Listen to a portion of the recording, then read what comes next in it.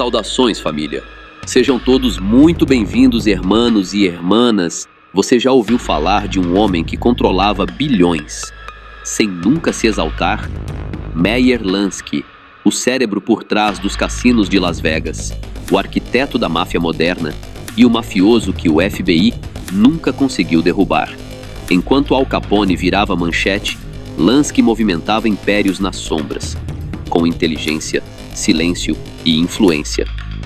Neste vídeo, você vai conhecer a verdadeira história do homem que mandava sem parecer que mandava. Desde as ruas de Nova York até os salões luxuosos de Havana, passando pelos bastidores de Las Vegas e chegando à sua tentativa frustrada de escapar para Israel. Prepare-se para descobrir como Meyer Lansky construiu um império clandestino internacional, escapou do governo dos Estados Unidos por décadas e caiu sem jamais ter pego grandes penas. Essa é a história do mafioso que venceu o sistema. Bora pro vídeo.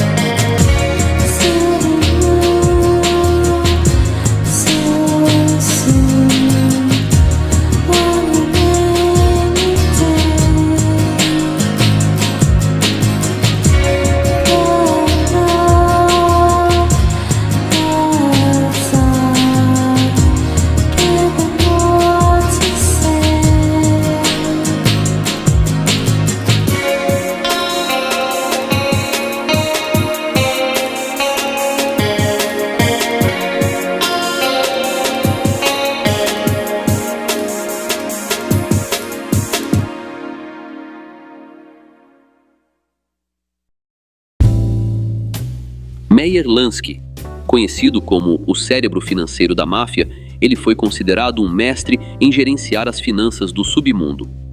No auge de sua influência, sua fortuna era avaliada em mais de 300 milhões de dólares, e mesmo não sendo italiano, ele ocupava uma posição bastante influente no Sindicato Nacional da Máfia, uma organização que reunia os principais líderes mafiosos dos Estados Unidos.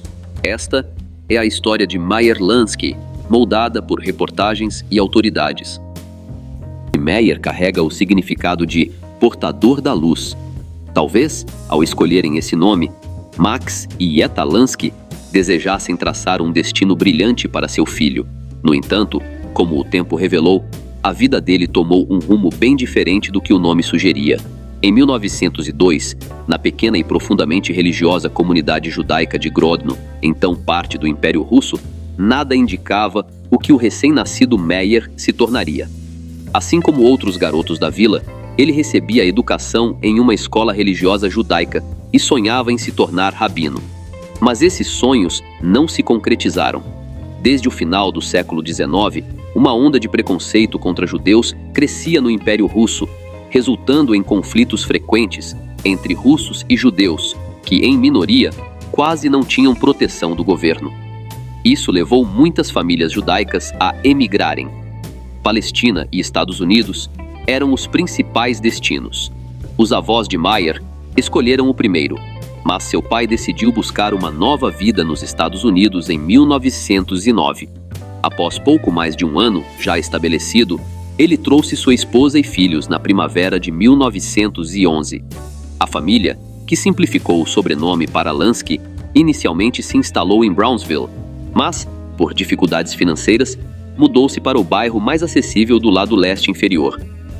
Aos 10 anos, quando a mudança aconteceu, Meyer não falava inglês e precisou começar a escola do zero, na primeira série. Mesmo assim, Lansky se mostrou um aluno excepcionalmente talentoso. Em 1914, já havia pulado para a sexta série, destacando-se como um estudante exemplar.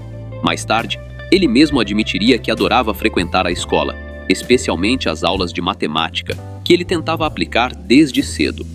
Não apenas na sala de aula, mas também em atividades um tanto arriscadas no bairro onde sua família vivia. Naquela vizinhança, jogos de dados eram comuns em cada esquina, e o jovem Meyer gostava de observar, tentando calcular as chances de acertar o número em que apostava. Dia após dia, ele ficava melhor em prever os resultados. Até que resolveu arriscar. Com o dinheiro que sua mãe deu para comprar comida para a família, Meyer decidiu apostar, na esperança de multiplicar a quantia. O resultado? Ele perdeu tudo, deixando a família em uma situação complicada por uma semana inteira, vivendo, como se diz, de pão e água. Mas isso não o desanimou. Meyer continuou observando os jogos, agora prestando mais atenção nos jogadores do que nas probabilidades. Foi então que notou algo curioso. No lugar onde ele ia, havia sempre o mesmo rapaz jogando. No começo, esse jogador parecia ter muita sorte, mas, quando os outros começavam a confiar na sua sorte e apostavam no mesmo número que ele, a maré de sorte misteriosamente mudava. Embora Meyer ainda não entendesse exatamente como o jogo era manipulado, ele percebeu que havia uma armação. Aquele jogador era uma isca. Para ganhar, Meyer precisava apostar com ele quando ninguém mais acreditava em sua sorte. Na próxima vez que seus pais o mandaram fazer compras, ele apostou novamente. Dessa vez, suas observações estavam certas. Ele venceu. A partir daí, Meyer começou a frequentar outros lugares onde os jogos aconteciam e descobriu que muitos tinham o mesmo truque. O segredo estava desvendado. Semana após semana, ele guardava cada vez mais dinheiro debaixo do colchão. Nesse mesmo período, Meyer conheceu Benny Siegel e juntos formaram um pequeno grupo de adolescentes. Todo esse envolvimento com apostas e novas companhias começou a mudar os sonhos de Lansky. Ele já não queria mais ser rabino. Também não desejava seguir os passos do pai, que na visão dele, nunca conquistou nada trabalhando honestamente.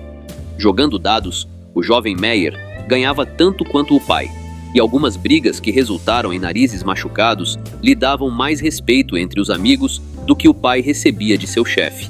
Para um garoto que ainda não compreendia as consequências de uma vida fora da lei, a escolha do caminho parecia clara.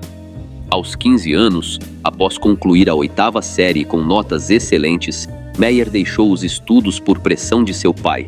Ele conseguiu um emprego formal em uma oficina de consertos de carros, mas isso não o fez abandonar suas atividades fora da lei. Aos 18 anos, ele já administrava um pequeno espaço clandestino onde se jogavam dados. Lá, ele mantinha a ordem e, quando necessário, expulsava clientes indesejados. Além disso, Meyer encontrava outra forma de ganhar dinheiro trabalhando para sindicatos, que na época viviam em constante tensão com os donos de fábricas. Tanto os sindicatos quanto os empresários contratavam pessoas para protegê-los ou intimidar adversários. Era exatamente isso que Lansky fazia. Recebia ordens sobre quem precisava ser confrontado e agia. Se mandassem causar confusão em uma fábrica, ele obedecia. Quem sabe? Talvez Meyer tivesse continuado como uma figura local, sem grande destaque. Mas em 1920, o governo dos Estados Unidos instaurou a Lei Seca, uma decisão que abriu portas para que inúmeros mafiosos pelo país acumulassem fortunas, e Meyer não ficou de fora dessa onda. O caminho para grandes lucros para Meyer, assim como para muitos outros mafiosos da era da Lei Seca, foi aberto por Arnold Rothstein. Foi o encontro com Rothstein que deu a Lansky acesso inicial a produtos importados de alta qualidade, e essa conexão aconteceu por meio de amigos em comum. Aliás, tenho um vídeo sobre Arnold no meu canal também. O negócio em si não era nada fora do comum. Comprar, vender, lucrar e crescer. Ao mesmo tempo, Meyer fazia novos contatos e construía alianças importantes. Nesse contexto, vale destacar a relação de Lansky com Charles Luciano, um amigo de infância, e com Frank Costello, com quem ele manteve laços comerciais bem próximos, mesmo após o fim da Lei Seca. Aliás, tenho vídeos separados sobre os dois no meu canal. Assim que terminar este vídeo, dá uma passada lá, porque é tão interessante quanto. Mas não para por aí, porque do contrário, as pessoas da época não teriam chamado Lansky de o mafioso mais inteligente que conheciam. Meyer não apenas buscava o ouro, mas também vendia as pás. Em outras palavras, junto com Bugsy Siegel, ele não só comercializava bebidas proibidas, mas também mantinha uma frota de caminhões que alugava, junto com motoristas, para outros contrabandistas. Como a maior parte do álcool precisava ser transportada de outras cidades, esse negócio era extremamente popular e gerava uma renda excelente.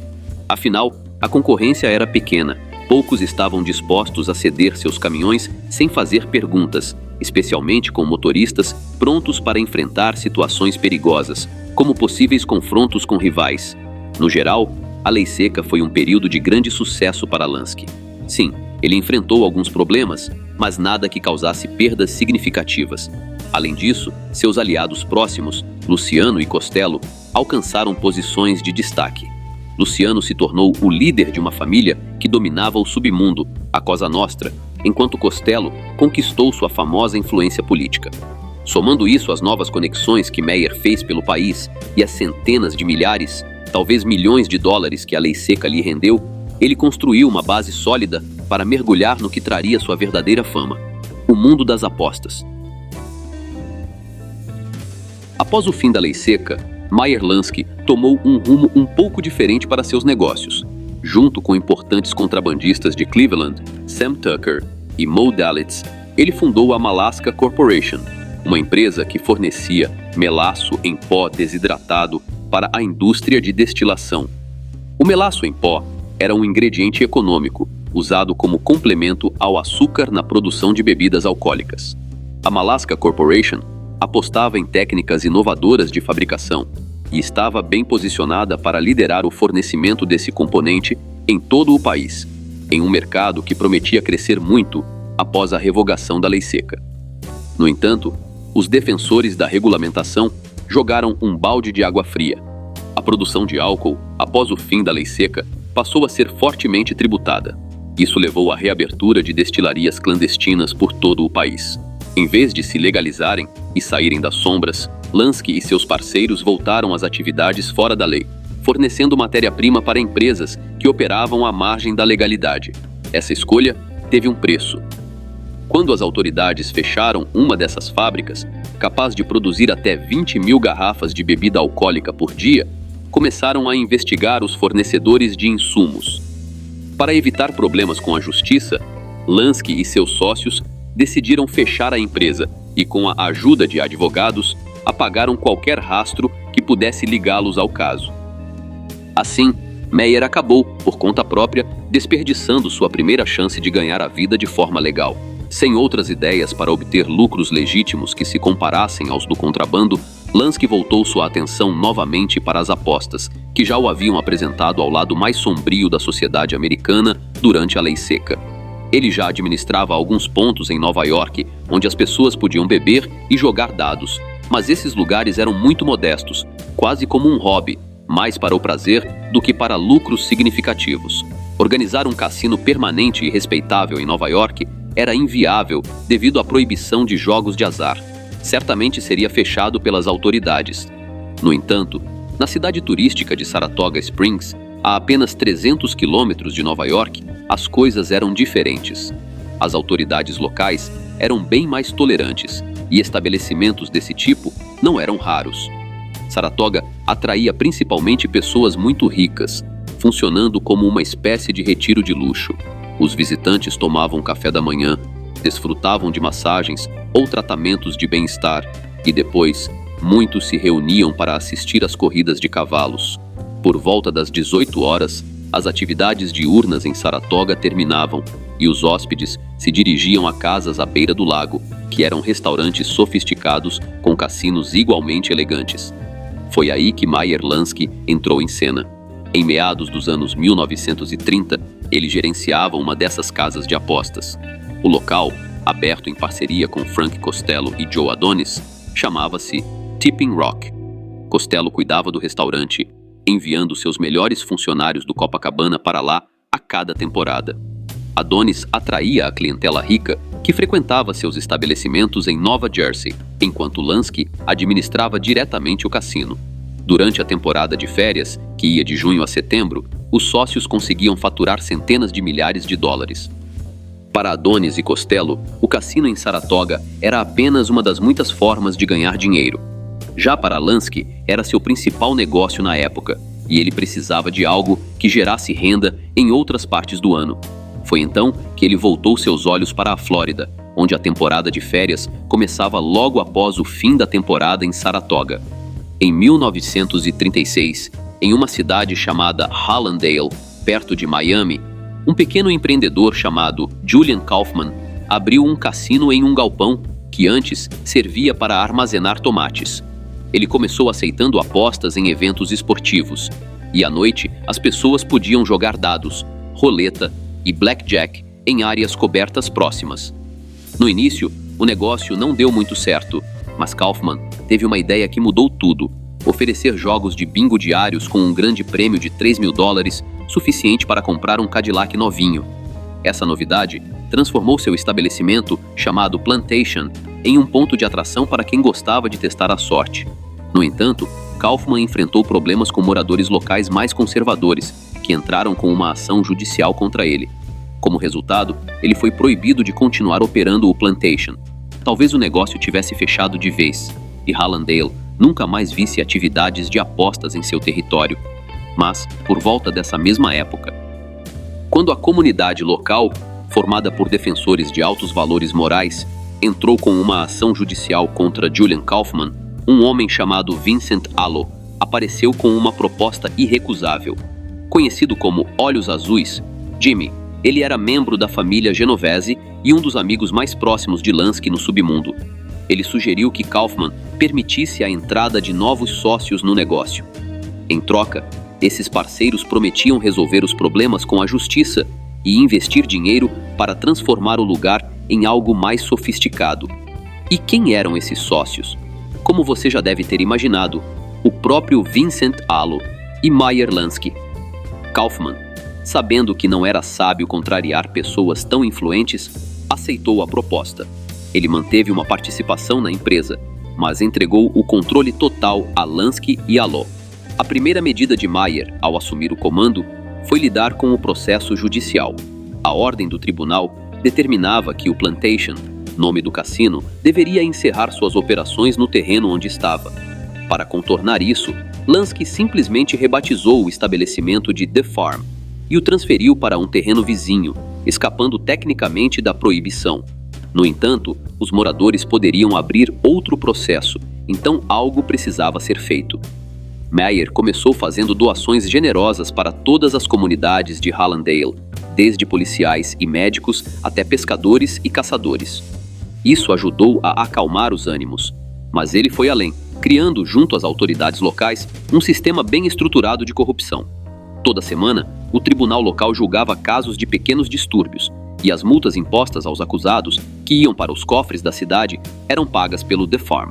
O valor dessas multas era combinado previamente entre Lansky e as autoridades. Além disso, durante a temporada de férias, Meyer patrocinava subsídios da prefeitura, dando $35 por semana para cada família local. Não parava por aí. Ele gerava dezenas de empregos para os moradores de Hallandale e comprava alimentos para os restaurantes exclusivamente de agricultores da região.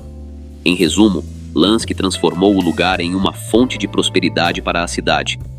Os moradores, que antes viviam em condições difíceis, começaram a ver as apostas com outros olhos, e as autoridades locais, convenientemente, nunca encontravam cassinos em sua jurisdição. Claro, os lucros do antigo galpão de tomates não eram suficientes para manter todos satisfeitos.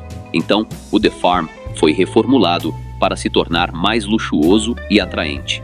Lansky construiu salas de jogos, abriu um restaurante e começou a atrair novos investidores.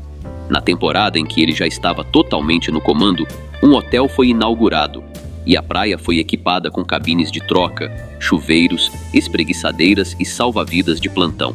Mais tarde, uma pista de corrida local foi aberta em Hallandale.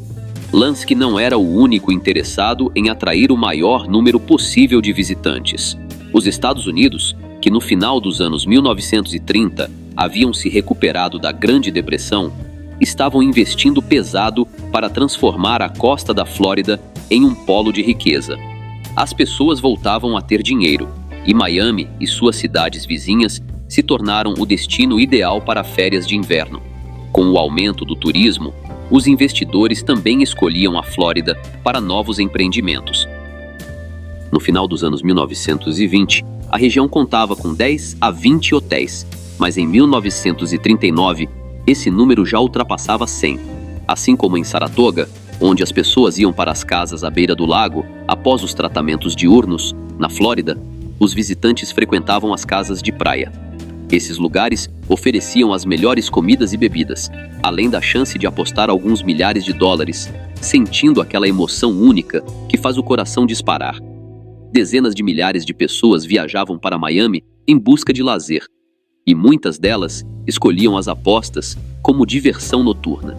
Em resumo, era como Las Vegas antes mesmo de Las Vegas existir.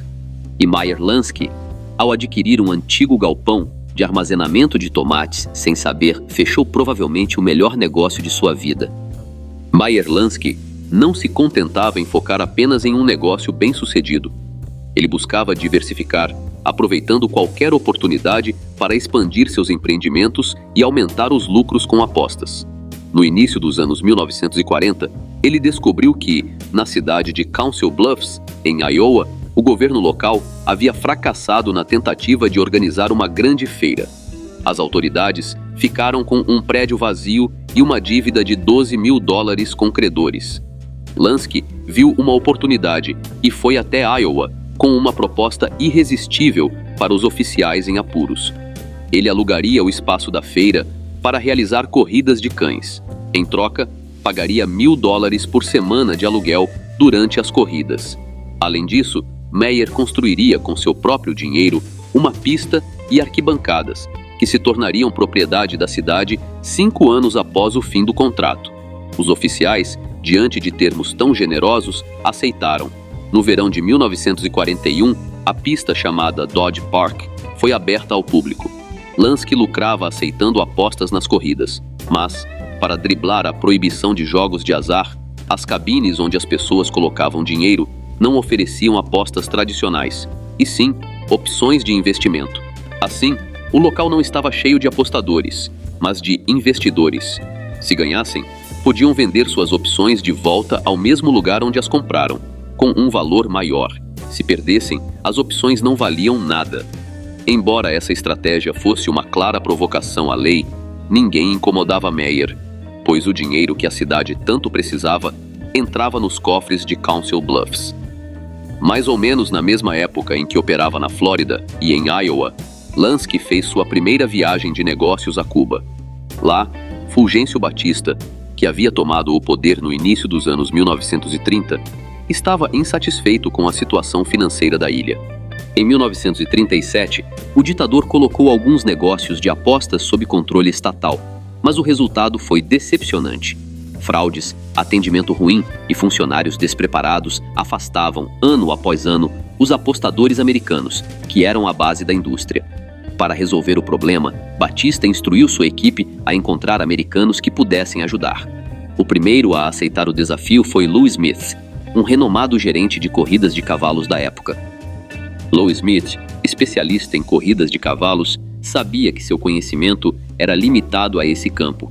Por isso, recomendou a Batista que contratasse Frank Erickson para lidar com as apostas esportivas e Meyer Lansky para gerenciar os cassinos.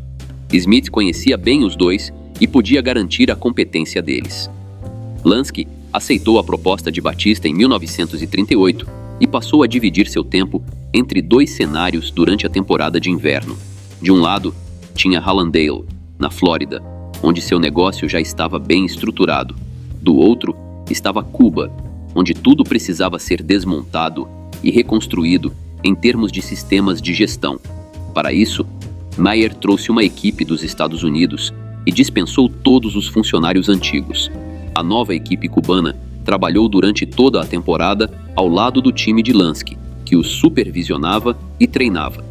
O resultado dessas mudanças drásticas foi impressionante. O Cassino Nacional, que Lansky assumiu, passou por uma transformação completa, voltando a ser um dos destinos favoritos dos turistas americanos. Batista ficou satisfeito e Meyer se comprometeu com Cuba por um longo período, onde podia fazer o que amava, sem se preocupar com regulações ou proibições. Lá, ele podia operar dentro da lei. Enquanto isso, nos Estados Unidos, onde Lansky concentrava a maior parte de seus negócios de apostas, as autoridades começaram a adotar medidas mais rígidas contra os jogos de azar. Muito em breve, isso traria a Meyer uma avalanche de problemas. De meados dos anos 1930, até o final dos anos 1940, com uma pausa durante a Segunda Guerra Mundial, foi a era de ouro pessoal de Meyer Lansky no mundo das apostas. Ele tinha um cassino em Saratoga, outro na Flórida, corridas de cães em Iowa e o início de suas operações em Cuba. No final dos anos 1940, essa lista ainda ganharia um novo item: uma participação em um luxuoso hotel-cassino em Las Vegas, construído por seu velho amigo Benjamin Siegel, conhecido como Bugsy. Desde 1931, Nevada era o único estado americano onde os jogos de azar eram legais, e a partir do início dos anos 1940, começaram a surgir grandes projetos de hotéis-cassinos por lá. Em 1941, quando Siegel voltou sua atenção para Las Vegas, já existia um complexo turístico com cassino chamado El Rancho Vegas. Um ano depois, foi inaugurado o hotel-cassino Last Frontier. Esses lugares ofereciam tudo o que alguém poderia querer para o lazer: quartos confortáveis com ar-condicionado, piscina, quadras de tênis e, claro, um cassino com todos os tipos de jogos de azar. Graças a esses empreendimentos, Las Vegas atraía cada vez mais visitantes a cada ano, e alguns até decidiam se mudar para a cidade. Siegel, que já atuava no ramo de apostas, viu o potencial dos hotéis-cassinos. Em 1943, ele tentou comprar o El Rancho Vegas, mas o dono recusou categoricamente. Em 1945, porém, Siegel conseguiu adquirir um estabelecimento menor, o El Cortez, e Lansky investiu $60 mil no projeto, garantindo uma participação de 10%. Galera, rapidinho, se vocês curtem o conteúdo aqui do canal e querem dar aquela força sem gastar nada a mais por isso, prestem atenção nessa dica. Sempre que vocês comprarem qualquer coisa na Amazon, seja um livro, fone, celular ou até um cabo USB, usem o meu link de afiliado que está aqui na descrição. Quando você compra por lá, a Amazon me paga uma pequena comissão, sem mudar absolutamente nada no valor da sua compra. É uma forma simples e gratuita de apoiar o canal, e você ainda garante os produtos que já ia comprar. Então já sabe, né? Clicou no link da descrição antes de comprar. Você já está ajudando. Valeu demais! Apenas um ano depois, em 1946, Siegel decidiu vender o El Cortez, aproveitando a valorização dos imóveis no período pós-guerra. Com a venda, ele lucrou cerca de $170 mil. Motivado por esse sucesso, convenceu seus parceiros, ligados a um certo submundo, a investir em um novo empreendimento, um hotel que seria mais luxuoso do que qualquer outro já construído em Las Vegas. Esse hotel ficou conhecido como Flamingo, mas o que começou como um projeto ambicioso logo virou motivo de tensão entre Siegel e seus associados. Essa tensão acabou custando a vida de Bugsy. Até hoje, não se sabe ao certo se Meyer Lansky sabia ou não do que estava para acontecer, mas, após a morte do amigo de infância, ele ainda detinha 10% das ações do hotel. Segundo documentos do FBI, Lansky futuramente também teria participação em outros cassinos conhecidos da época, como o The Sands, o The Horseshoe e o The Petrol. Curiosamente, quando Siegel apresentou essa ideia, Meyer não acreditava muito no potencial de Vegas. Ele só ajudou Bugsy com dinheiro por causa da amizade de longa data. Lansky achava que a cidade não tinha estrutura, o acesso era difícil, não existiam voos comerciais e cruzar o deserto de carro era quase uma aventura. Mas ele estava completamente enganado. Las Vegas se mostrou extremamente lucrativa para ele por muitos anos, especialmente depois que os cassinos fora de Nevada começaram a desaparecer. Isso aconteceu por conta de uma mudança no pensamento popular nos Estados Unidos, no início dos anos 1950. A população começou a se preocupar menos com a crise econômica e mais com questões morais. E como resposta, surgiram políticos em diversos estados que enxergaram na luta contra esse tipo de entretenimento uma chance de crescer na carreira. As audiências mais famosas daquele período foram lideradas pelo senador Estes Kefauver, que colocou esse assunto como prioridade nacional. E deu resultado. Antes, Lansky conseguia administrar seus negócios com facilidade, mas agora ninguém queria se associar a ele. Corridas de cães em Iowa, casas de apostas na Flórida, cassinos em Saratoga, tudo foi fechado. Pouco tempo depois, as audiências do próprio Kefauver acabaram colocando Meyer sob os holofotes das autoridades. Em 1952, ele foi acusado de envolvimento em apostas ilegais, conspiração e falsificação de documentos em um caso que também envolvia Joe Adonis. O advogado de Lansky, Moses Polakoff, acreditava que poderia livrá-lo dessas acusações. Mas Meyer se recusou a ir a julgamento, porque se tivesse que depor, teria que falar publicamente, o que poderia comprometer seus antigos parceiros. No fim, ele preferiu admitir culpa. O advogado conseguiu negociar para que ele fosse responsabilizado apenas por falsificação de documentos. No caso, a licença de bebidas de um estabelecimento que estava em nome de um laranja, e não no nome de Lansky. A pena foi leve. Uma multa de $2.500 e 3 meses de prisão. Ao sair, Meyer se viu em uma encruzilhada. Seus antigos negócios estavam todos fechados. Tentou se legalizar abrindo serviços como jukeboxes e instalação de televisões em bares, mas nada deu certo. Em Cuba, a situação também era instável. Depois da derrota de Batista nas eleições de 1944, os negócios de Lansky por lá ficaram comprometidos. Mas tudo mudou em 1953, quando Batista voltou ao poder. Isso abriu novamente as portas de Cuba para Lansky, especialmente porque ele ainda não acreditava 100% no futuro de Las Vegas. Nesse meio tempo, um escândalo ganhou as manchetes. Um advogado estadunidense, ligado ao então senador Richard Nixon, alegou ter sido enganado em um cassino cubano ao jogar um jogo local chamado Cabelo. Ele se recusou a pagar, levou o caso à justiça e venceu. Isso desencadeou uma série de denúncias parecidas por parte de turistas estadunidenses, que alegavam também ter sido prejudicados em Cuba jogando Cabelo. Batista tratou o assunto como prioridade pessoal. Afinal, ele via os jogos de azar como uma fonte importante de renda, tanto para o país quanto para ele próprio. Uma inspeção foi feita por seus homens e coincidiu com uma investigação independente conduzida por um jornalista estadunidense chamado Mr. Belly. O resultado foi revelador. Havia apenas 2 locais em toda Havana onde os jogos eram conduzidos de forma limpa. Um era frequentado por moradores locais. O outro, chamado Montmartre, havia acabado de ser assumido por Lansky. E lá, ele fez uma verdadeira limpeza na operação. Batista logo se lembrou de um velho conhecido que havia o ajudado quase 15 anos antes a montar o famoso Cassino Nacional, e foi direto ao ponto. Ofereceu a Meyer Lansky um cargo oficial como seu conselheiro, com um salário de $25 mil por ano. A missão de Lansky era clara: reformular o setor de jogos em Cuba e eliminar de vez a reputação de que os cassinos de Havana eram desonestos. Meyer aceitou na hora. Aquilo era tudo o que ele sempre quis: reconhecimento e a chance de trabalhar legalmente com aquilo que sabia fazer melhor.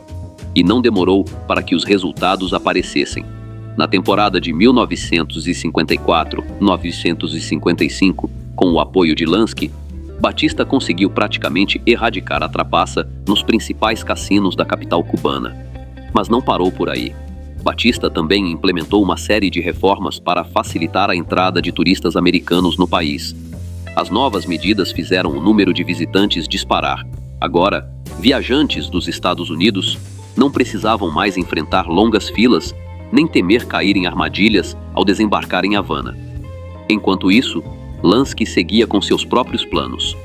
Além de atuar como conselheiro direto do governo, ele comandava um pequeno clube de apostas chamado Montmartre, o mesmo que havia se tornado referência pela transparência, e amadurecia uma ideia ainda mais ambiciosa: abrir um cassino dentro do hotel mais luxuoso da cidade na época, o Hotel Nacional. Não confundir com o Cassino Nacional, que ele tinha ajudado a criar anos antes. Aqui estamos falando de 2 lugares diferentes. Lansky apresentou a proposta a Batista, que aprovou na hora. Como o hotel pertencia ao governo, em 1955, uma das alas do imponente prédio de 10 andares foi transformada em um complexo de entretenimento completo, com restaurante, bar e, claro, cassino. A administração do novo local ficou sob a responsabilidade direta de Lansky, mas, mesmo com tudo isso, ainda não era exatamente o que ele sonhava. Mas o grande sonho de Meyer Lansky era outro. Mais do que ser conselheiro ou sócio, ele queria ter o seu próprio cassino, um lugar só dele. E em Cuba, isso finalmente seria possível, porque diferente dos Estados Unidos, suas atividades por lá eram completamente legais. Depois de ter enfrentado problemas com a justiça em Las Vegas, ele sabia que jamais poderia operar abertamente em solo americano. Mas em Cuba, era diferente. E foi no ano de 1955 que essa oportunidade virou realidade. Naquele mesmo ano, o governo cubano aprovou uma nova lei de incentivo ao turismo. O país passou a oferecer isenção fiscal para todos os novos hotéis, motéis e estabelecimentos voltados para a hospedagem de turistas. Além disso, qualquer hotel com investimento acima de $1 milhão ou qualquer boate com custo superior a 200 mil poderia solicitar uma licença oficial para operar um cassino. Lansky, claro, não perdeu tempo. Em 1956, ele deu início à construção do seu próprio hotel-cassino, o lendário Riviera. Ao final de 1957, o projeto estava pronto. Um arranha-céu de 21 andares com 440 quartos, o mais alto, o mais moderno, o mais luxuoso de toda Havana. O Riviera era o símbolo máximo de toda a trajetória de Lansky no mundo dos cassinos. Representava o ápice da sua experiência, reunindo tudo o que ele havia aprendido ao longo dos anos. Era o único hotel da cidade na época com sistema de ar-condicionado central e silencioso. Os maiores artistas dos Estados Unidos se apresentavam ali. E a cozinha era considerada, por muitos, a melhor de toda Cuba. Dentro do Riviera, era possível jogar todos os tipos de jogos populares da época, com a segurança de que os resultados eram honestos. Segundo relatos de quem frequentava o hotel, Lansky conseguiu criar um ambiente sofisticado, onde não havia nenhum sinal de atividades suspeitas. Era como um refúgio da elite em meio ao carnaval caótico que tomava as ruas de Havana. Desde a inauguração oficial, em dezembro de 1957, o hotel nunca teve um quarto vazio durante toda a temporada de inverno. E não era qualquer público que se hospedava lá. Os hóspedes eram pessoas extremamente ricas. Segundo o cubano Norberto Penha, que trabalhava cobrando dívidas de jogadores azarados, era comum ver perdas semanais que somavam centenas de milhares de dólares. Ele mesmo dizia que, em média, um jogador perdia entre 10 e 15 mil dólares. E o mais impressionante, Penha afirma que nunca precisou usar qualquer tipo de pressão ou ameaça. Bastava pedir, e o dinheiro era entregue em espécie, na hora. Isso diz muito sobre o tipo de clientela que frequentava o cassino de Lansky. Era, sem dúvida, o paraíso particular de Meyer. Mas, como todos os impérios construídos sobre bases frágeis, esse paraíso também não duraria para sempre. No final de 1958, tudo mudou de forma abrupta. Fulgêncio Batista fugiu de Cuba e pouco depois, Fidel Castro assumiu o poder.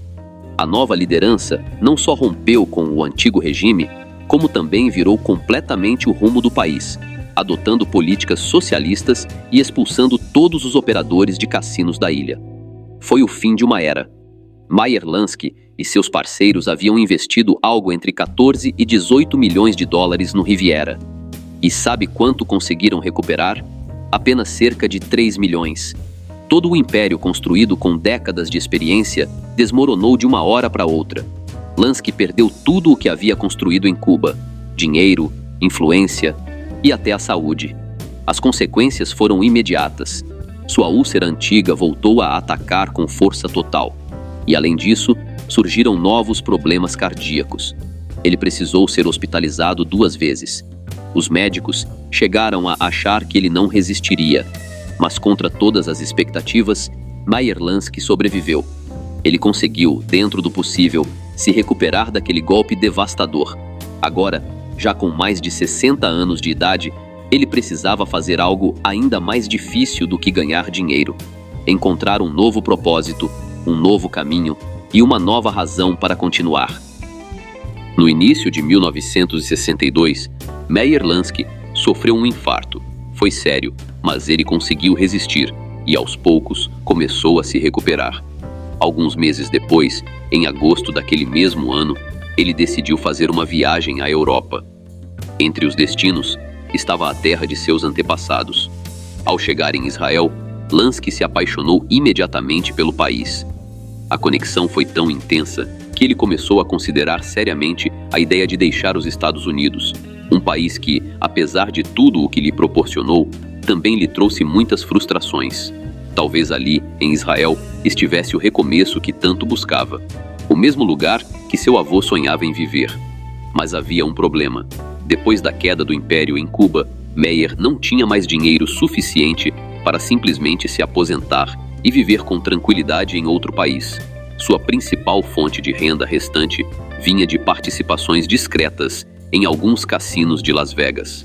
Ele mantinha entre 5% e 10% de participação em diferentes casas de jogo, e isso gerava uma quantia significativa. Mas era um processo lento. Levaria mais de um ano para juntar uma quantia que garantisse estabilidade fora dos Estados Unidos. Além disso, havia outro desafio: proteger o pouco que lhe restava das investigações das autoridades americanas.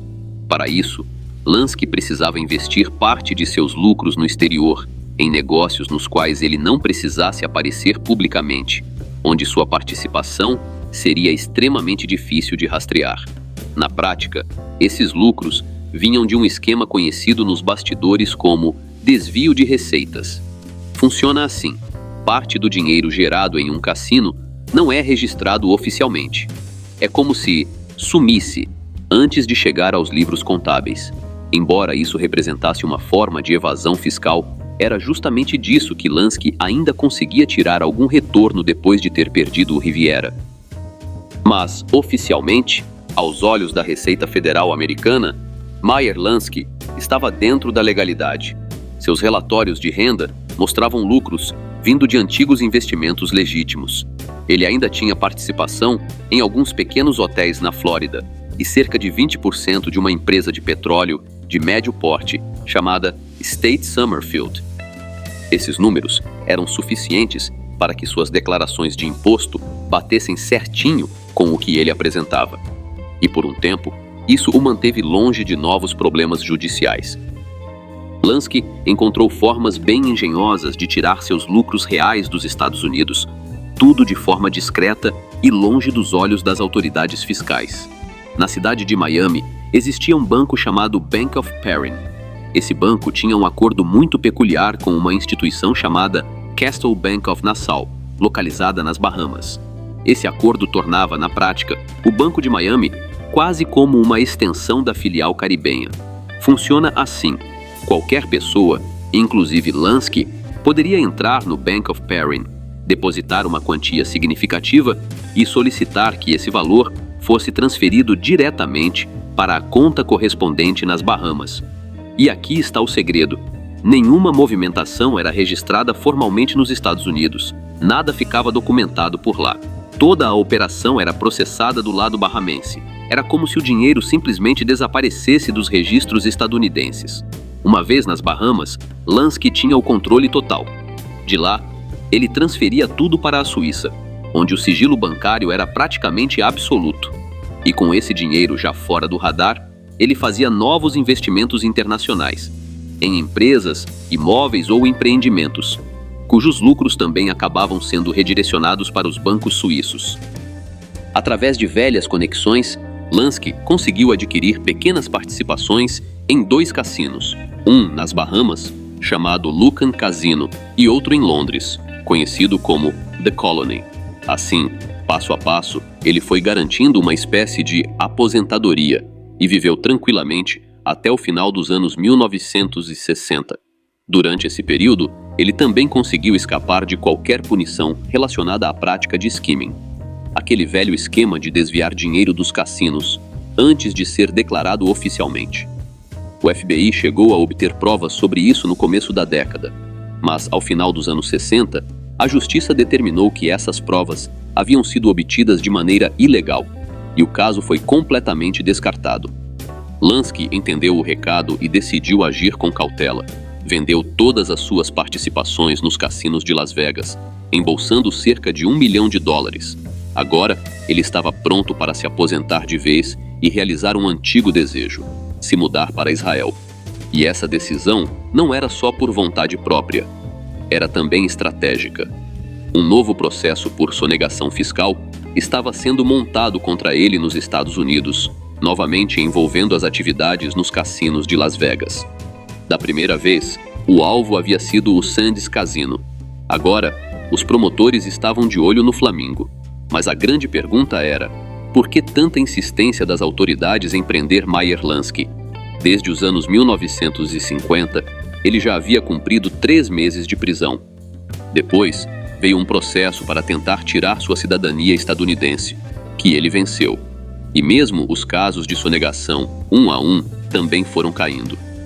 Então, por que tanto empenho em derrubar um simples organizador de jogos? A resposta é simples. O governo estadunidense queria uma fatia do bolo também. Tudo começou quando a comissão do Senado, liderada por Kefauver, no início dos anos 50, apontou Lansky como um dos grandes nomes por trás do chamado Sindicato da Máfia de Nova York. E o colocaram no mesmo nível do Sindicato de Chicago, insinuando que juntos eles controlavam o submundo organizado em todo o país. Na prática, esses sindicatos unificados nunca existiram da forma como a mídia imaginava. Eu explico isso detalhadamente no vídeo sobre a origem da máfia de Nova York aqui no canal. Mas naquela época, os estadunidenses ainda estavam tendo o primeiro contato com o termo máfia, e o medo tomou conta. Para muitos, era como se o crime organizado estivesse criando um governo paralelo e prestes a dominar o país. E Meyer, que já havia trabalhado ao lado de nomes como Frank Costello e Joe Adonis em diversos empreendimentos de jogos, acabou sendo colocado no mesmo patamar que eles, como uma das cabeças do suposto império criminoso do leste dos Estados Unidos. A partir daí, tudo virou uma bola de neve. Diziam que Lansky era dono de quase todos os cassinos de Las Vegas, que ele mandava eliminar chefes mafiosos com quem não simpatizava e que teria nada menos que 300 milhões de dólares escondidos em contas no exterior. Durante anos, essas histórias continuaram sendo alimentadas por pedaços de conversas captadas por agentes do FBI e depois exageradas por jornalistas e escritores. Um bom exemplo é o próprio boato da fortuna de 300 milhões de dólares. Essa informação foi criada do zero por um jornalista chamado Hank Messick, que escrevia sobre Lansky nos anos 60. Messick alegava que a cifra vinha de documentos da Receita Federal dos Estados Unidos. Mas quando questionada, a própria Receita negou qualquer envolvimento e afirmou que tal número jamais apareceu em suas investigações. Ainda assim, quando Meyer Lansky foi para Israel em 1970, não era a viagem de um senhor cansado querendo se aposentar na terra de seus antepassados. Era a fuga de um homem procurado, um dos líderes mais temidos e influentes da máfia organizada nos Estados Unidos. E foi justamente essa fama indesejada que impediu Lansky de permanecer em Israel. Ele acreditava que seria recebido de braços abertos. Desde o final da década de 1930, ele havia ajudado o povo judeu e contribuído ativamente para o surgimento do Estado de Israel. Usou suas conexões na máfia para conter manifestações fascistas em Nova York. Ajudou no envio clandestino de armas para Israel quando os portos estavam bloqueados e doava regularmente para fundações israelenses. Mas quando pediu cidadania, em 1970, nada disso importou. A fama de chefão da máfia falou mais alto. As autoridades israelenses recusaram seu pedido. Lansky processou o governo de Israel, alegando que, como judeu, tinha o direito de se tornar cidadão. A batalha judicial durou quase 2 anos, mas foi em vão. Em setembro de 1972, ele recebeu uma ordem oficial. Deveria deixar o país. E, ao mesmo tempo, os Estados Unidos o processavam por sonegação fiscal. Lansky chegou a ser convocado para depor em um tribunal, mas obviamente não compareceu. Isso rendeu mais uma acusação: desacato à corte. Como consequência, seu passaporte foi revogado. Agora, legalmente, ele só podia sair de Israel para retornar aos Estados Unidos, onde tudo indicava uma cela o aguardava. Mas esse não era o tipo de aposentadoria que Meyer Lansky sonhava. Ele não ia desistir tão fácil. Com a ajuda de contatos em Israel, em especial Yossi Channer, ex-diretor de segurança do então primeiro-ministro David Ben-Gurion, Lansky conseguiu um visto para o Paraguai, país que, na época, não possuía tratado de extradição com os Estados Unidos. Em novembro de 1972, ele deixou Israel. Primeiro voou para Zurique. De lá, seguiu para o Rio de Janeiro, onde fez conexão para Buenos Aires. E, finalmente, pegou um voo rumo ao Paraguai. Mas havia um detalhe que nem ele, nem Shanner previram. O voo para o Paraguai fazia apenas uma escala no país. O destino final era os Estados Unidos. 2 agentes do FBI embarcaram no avião durante a escala e informaram que o governo paraguaio, algumas horas antes, havia decidido negar a entrada de Lansky devido aos seus problemas legais. Ele não tinha como verificar essa informação, nem forçar sua saída do avião. Restou apenas sentar e assistir o avião decolar, com destino direto para o aeroporto de Miami. Ali, começaria uma nova batalha judicial. O primeiro julgamento foi pelo caso de desacato à corte. Lansky venceu. Seus advogados provaram que o tempo entre o envio da intimação e a data da audiência era insuficiente para que ele saísse de Israel e chegasse aos Estados Unidos. Mas sua saúde estava em queda livre. Em março de 1973, Lansky precisou passar por uma cirurgia cardíaca. A recuperação deveria durar pelo menos 1 ano. Só que as autoridades estavam impacientes. Em julho, mesmo com sua saúde debilitada, foi iniciado o julgamento por sonegação fiscal. E mais uma vez, Lansky venceu. O motivo? A principal testemunha da acusação foi flagrada mentindo em depoimento. O advogado de Lansky usou isso com maestria. O caso foi encerrado e ele ficou livre. Nos anos seguintes, Lansky ainda tentou, repetidas vezes, obter a cidadania israelense a partir dos Estados Unidos. Mas todas as tentativas foram frustradas. No fim das contas, ele teve que aceitar a realidade. E essa realidade era dura. Todas essas batalhas judiciais, que começaram ainda lá em Israel, consumiram praticamente todas as suas economias. Aqueles recursos que ele guardava com tanto cuidado para viver seus últimos anos na terra de seus ancestrais, evaporaram nos tribunais. Agora, ele era realmente um aposentado comum, porém ainda muito rico. Juntamente com seus amigos, como Vincent Gallo ou Harry Rosen, ele se reunia no café da manhã e passava longas horas conversando sobre o passado ou o presente, tentando evitar qualquer menção ao futuro. Às vezes, eram acompanhados pela nova geração de gangsters da Flórida, que adoravam ouvir histórias sobre a lei seca, Cuba ou Las Vegas. À tarde, os amigos geralmente se dispersavam, e Meyer seguia para casa, onde tirava uma soneca para recuperar forças para a caminhada à noite com seu amado cachorro. O dia seguinte seguia a mesma rotina: café com os amigos, uma boa soneca à tarde, a caminhada, o jantar e mais uma soneca. Mas com o tempo, essas pequenas alegrias começaram a desaparecer. Primeiro, seus amigos começaram a cair.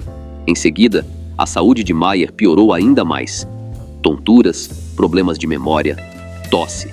Em 1980, Lansky foi diagnosticado com câncer. No mesmo ano, ele passou por uma cirurgia para remover o tumor.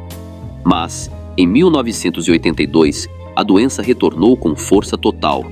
No dia 15 de janeiro de 1983, Meyer Lansky finalmente perdeu sua batalha.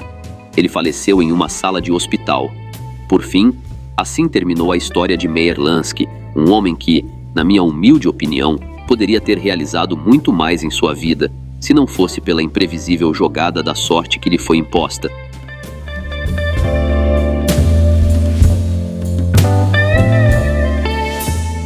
Salve família! E assim, termina a trajetória de Meyer Lansky, o homem que controlava o dinheiro, mas nunca deixava rastros. Ele sobreviveu a disputas entre famílias mafiosas, fugiu de países, enganou o FBI, mas no fim, foi o tempo que o derrotou. Se você curtiu esse mergulho nos bastidores e quer ver mais histórias como essa, já se inscreve no canal agora mesmo. Aqui, você vai encontrar as mentes por trás das maiores organizações do mundo, como você nunca viu antes. E se quiser apoiar ainda mais esse trabalho e ter acesso antecipado, conteúdo exclusivo e bastidores, considere se tornar um membro do canal. Basta clicar no botão Seja Membro aqui embaixo e fazer parte da nossa família de investigadores de fatos reais e obscuros. Muito obrigado por ficarem até aqui. Até a próxima!